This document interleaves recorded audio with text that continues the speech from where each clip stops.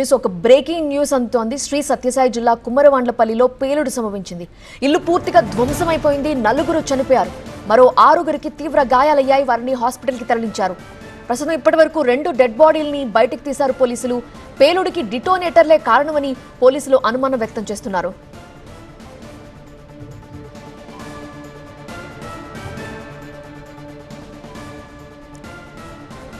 కుమ్మరవాండ్లపల్లిలో పేలుడుకు సంబంధించిన దృశ్యాలు మనం చూస్తున్నాం. పేలుడు తరువాత ఇల్లు ఏ విధంగా ఉందో మనం గమనించవచ్చు. ఇల్లు ధ్వంసమైపోయింది. పేలుడికి డిటోనేటర్లే కారణమని పోలీసులు అనుమానిస్తున్నారు. ఈ ఇల్లు పూర్తిగా ధ్వంసమైపోయింది. లోపల 4 ఉన్నారు, వాళ్ళు చనిపోయారు. మరొక 6గురికి తీవ్ర గాయాలయ్యాయి. వారిని హాస్పిటల్ తీసుకువెళ్లారు. 2 డెడ్ బాడీల్ని ఇప్పటి వరకు పోలీసులు బయటకు తీసినట్లుగా తెలుస్తోంది.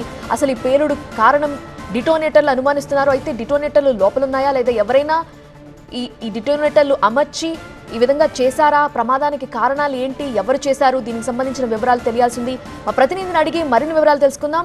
నరేష్ సిద్ధంగా ఉన్నారు. నరేష్, ఏం జరిగింది? ఎవరైనా డిటోనేటర్లు అమర్చారా లేదా ఆ ఇంట్లో ఉన్నాయా? ఎలా జరిగింది ఈ పేలుడు? ఒక్కసారిగా కదిరి మండలం కుమ్మరవాండ్లపల్లిలో ఉలిక్కిపడ్డారని చెప్పుకోవాలి. పెద్ద భారీ శబ్దంతో పేలుడు సంభవించడంతో ఒకేసారి ఒక ఇల్లు ధ్వంసం అవడంతో పాటు చుట్టుపక్కల ఉన్నటువంటి ఒక 3 ఇళ్లు కూడా ధ్వంసం అయిపోయినాయి.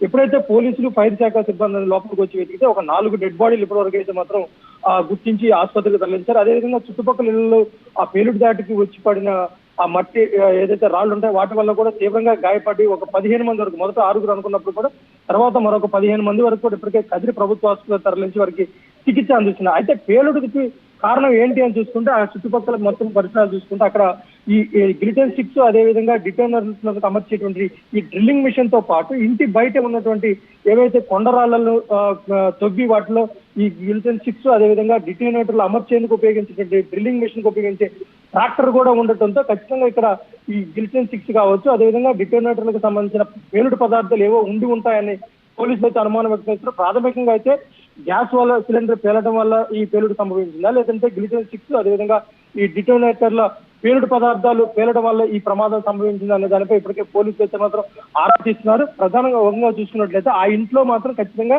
ఏదో ఒక పేలుడు పదార్థం ఉంది అనేది మాత్రం చాలా స్పష్టంగా అయితే మాత్రం పోలీసులు గుర్తించడం. ఎందుకంటే డ్రిల్లింగ్ మిషన్, అదేవిధంగా ఆ ట్రాక్టర్ కూడా అక్కడ ఉండటంతో వీళ్ళు ఎక్కడెక్కడైతే కొండరాళ్లు కావచ్చు, కంకర సంబంధించిన పనులు చేసేందుకు అక్కడ డ్రిల్లింగ్ చేస్తుంటారు అనేది మాత్రం ప్రాథమికంగా పోలీసులు అయితే గుర్తించారు. అయితే పేలుడు సంభవించడానికి గల కారణాలు, అసలు ఏ స్థాయిలో పేలుడు పదార్థాలు ఉన్నాయనే దానిపై మాత్రం ఇప్పటికే పోలీసులు లోతుగా దర్యాప్తు చేస్తున్నారు. వీళ్ళు అక్కడ నిల్వ ఉంచారా, లేదంటే ఎక్కడైనా వెళ్ళటానికి, ఎక్కడైనా డ్రిల్లింగ్ చేయడానికి తీసుకెళ్తున్న క్రమంలో ఈ ప్రమాదం ఇంట్లో సంభవించిందా, అసలు ఇంట్లో ఎంతమంది ఉన్నారు అనే దానిపై ప్రస్తుతానికి అయితే పోలీసులు ఆరాధిస్తున్నారు.